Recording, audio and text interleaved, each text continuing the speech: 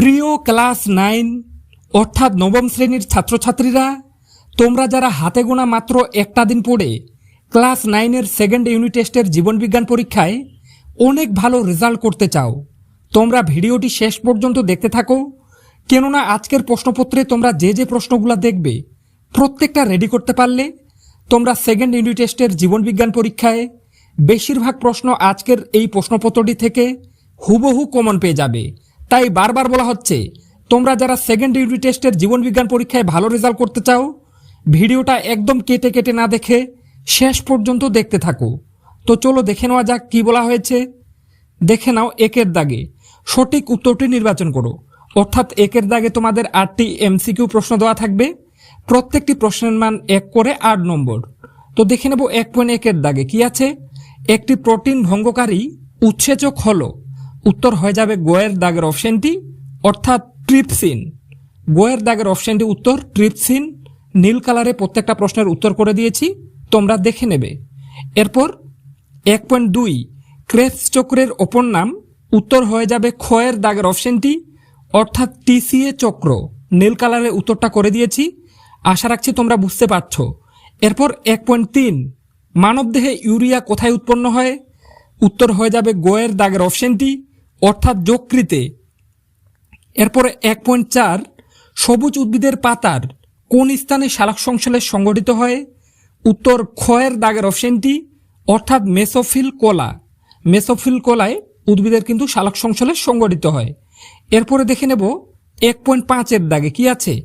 Protein পরিপাককারী উৎসেচকটি হলো, উত্তর হয়ে যাবে ঘয়ের দাগের অপশনটি, অর্থাৎ পেপসিন। এরপরে দেখে নেব 2-এর দাগের প্রশ্নগুলি। তার আগে বলে রাখছি, আমি এখন প্রতিনিয়ত ক্লাস 9-এর সেকেন্ড ইউনিট টেস্টের বাকি সাবজেক্টগুলো থেকেও গুরুত্বপূর্ণ ভিডিও চ্যানেলে নিয়ে আসব। সেই ভিডিওগুলি দেখে তুমি যদি ক্লাস 9-এর সেকেন্ড ইউনিট টেস্টের পরীক্ষা দিতে যাও, তাহলে তোমার পরীক্ষা ভালো হতে বাধ্য। তাই যদি চ্যানেলে নতুন হয়ে থাকো এবং চাও এরকম আরও বাকি সাবজেক্টেরও ভিডিওগুলি তোমার কাছে পৌঁছে যাক, তারা অবশ্যই চ্যানেলটি সাবস্ক্রাইব করে পাশে থাকা বেল আইকনটি প্রেস করে রাখো। তো চলো দেখে নেব এরপরে 2-এর দাগে কি আছে। নিম্নলিখিত প্রশ্নগুলির উত্তর দাও। 2-এর দাগে তোমাদের 10টি প্রশ্ন দেওয়া থাকবে, এক কথায় উত্তর করতে হবে।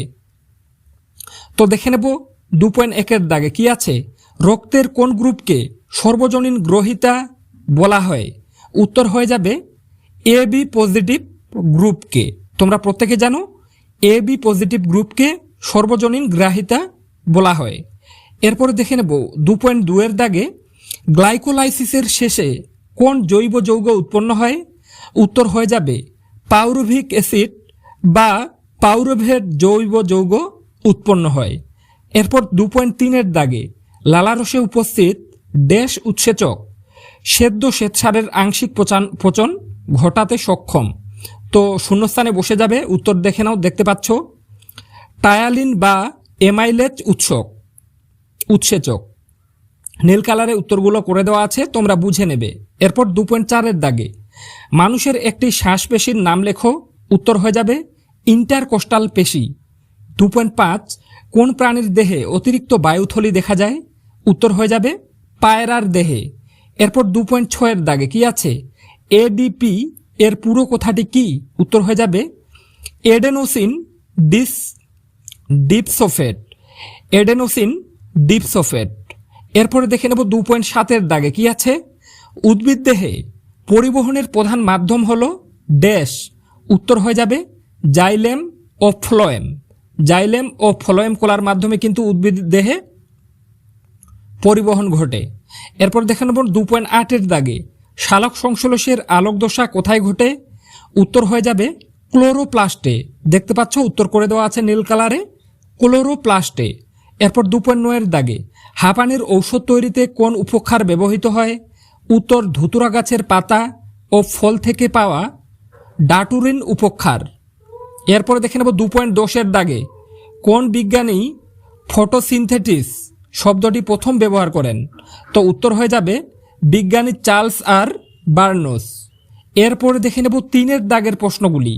তার আগে তোমাদেরকে জানিয়ে রাখি, যে প্রশ্নগুলো দেখছো এখান থেকে প্রত্যেকটা রেডি করতে পারলে দ্বিতীয় ইউনিট টেস্টের পরীক্ষা তোমার কিন্তু ভালো হতে বাধ্য।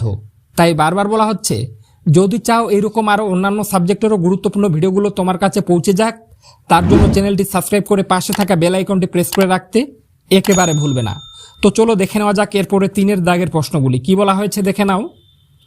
সংক্ষিপ্তে উত্তর দাও যে কোনো 5টি, অর্থাৎ 3 দাগে তোমাদের 2 নম্বরের 7টা প্রশ্ন দেওয়া থাকবে, যে কোনো 5টির উত্তর করতে হবে। তো দেখে নাও 3.1 দাগে মৃতজীবী ও মিথজীবী উদ্ভিদের মধ্যে 2টি পার্থক্য লেখো। খুবই গুরুত্বপূর্ণ প্রশ্ন এটা, তোমরা বই দেখে ভালোভাবে পড়ে নেবে।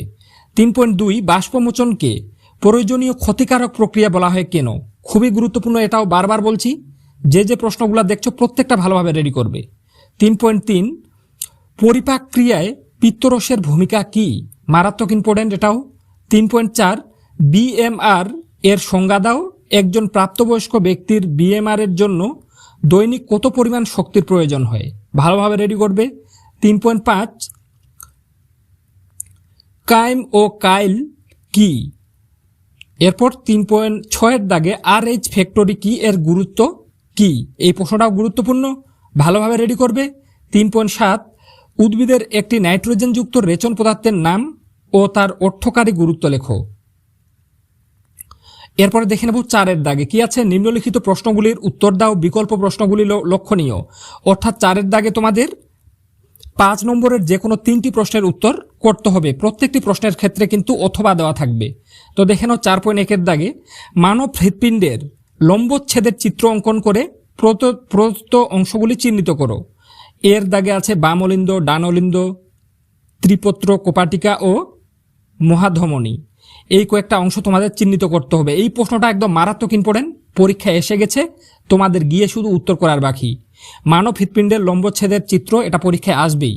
এর সাথে অথবা দিয়ে একটা আর আছে, নেফ্রনের একটি সরল চিত্র অঙ্কন করে প্রদত্ত অংশগুলি চিহ্নিত করো।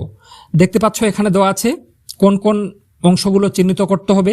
এর দাগে আছে গ্লোমেরুলাস, বেওমান্স, ক্যাপসুলস, মানে যে দেখতে পাচ্ছ, হেনলির লুপ, দূরবর্তী সংবর্ত নালিকা, এই কয়েকটা অংশ চিহ্নিত করতে হবে। এই দুটো প্রশ্নই পরীক্ষায় থাকবে, দুটোর মধ্যে একটা মানে তোমাদের উত্তর করতে হবে। মানবদের হৃৎপিণ্ডের লম্বচ্ছেদের চিত্র এবং নেফ্রনের চিত্র, এই দুটা যদি ভালোভাবে রেডি করতে পারো, দুটোর মধ্যে কিন্তু একটা পরীক্ষায় 100% কমন পাবে, এটা আমি গ্যারেন্টি দিয়ে বলতে পারি। এরপর 4.2 দাগে রক্ততঞ্চন কাকে বলে? এই প্রক্রিয়াটি সংক্ষেপে আলোচনা করো। এই প্রশ্নটাও গুরুত্বপূর্ণ, এর সাথে অথবা দেওয়া আছে। তুমি মাংসকে খাদ্য হিসেবে গ্রহণ করলে তা তোমার পরিপাক নালীর বিভিন্ন অংশে কিভাবে পাচিত হবে তা বর্ণনা করো। এর সাথে আছে মৃতজীবী ও মিথজীবী পুষ্টির মধ্যে 2টি পার্থক্য লেখো। তো এই প্রশ্নগুলো গুরুত্বপূর্ণ, ভালোভাবে রেডি করবে। এরপর 4.3 দাগে সালোক সংশ্লেষের অন্ধকার দশার ঘটনাটি সংক্ষেপে উল্লেখ করো। এর সাথে অথবা দিয়ে দেওয়া আছে উদ্ভিদের প্রদত্ত রেচন কৌশলগুলি বর্ণনা করো, যেমন পত্রমোচন, বাকলমোচন, ফলমোচন। গত ও রজনের একটি করে অর্থকারী গুরুত্ব উল্লেখ করো। তো বন্ধুরা, আজকের প্রশ্নপত্রে তোমরা যে বড় প্রশ্নগুলো দেখলে প্রত্যেকটা রেডি করতে পারলে এখান থেকে তোমরা কিন্তু হুবহু কমন পেয়ে যাবে। যদি ভিডিওটি ভালো লেগে থাকে তাহলে ভিডিওটিতে একটি লাইক করে দিয়ে চ্যানেলটি সাবস্ক্রাইব করে পাশে থাকা বেল আইকনটি প্রেস করে রাখো। আর যদি তোমরা চাও এই প্রত্যেকটা বড় প্রশ্নের উত্তর আমি করে দিই, তাহলে অবশ্যই কমেন্ট সেকশনে কমেন্ট করে জানাতে ভুলবে না। আর তোমাদের জানিয়ে রাখা ভালো, এর আগের দুটো ভিডিওতে আমি বাংলা এবং ইতিহাস, এই দুটো ভিডিও নিয়ে কিন্তু অলরেডি আলোচনা করেছি। ক্লাস 9-এর সেকেন্ড ইউনিট টেস্টের বাংলা এবং ইতিহাস ও ভূগোল, এই 3টা বিষয় নিয়ে অলরেডি ভিডিও বানানো আছে।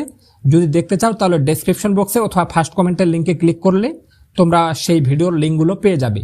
তো আজকে এ পর্যন্তই, দেখা হবে এরকম নেক্সট কোনো ভিডিও।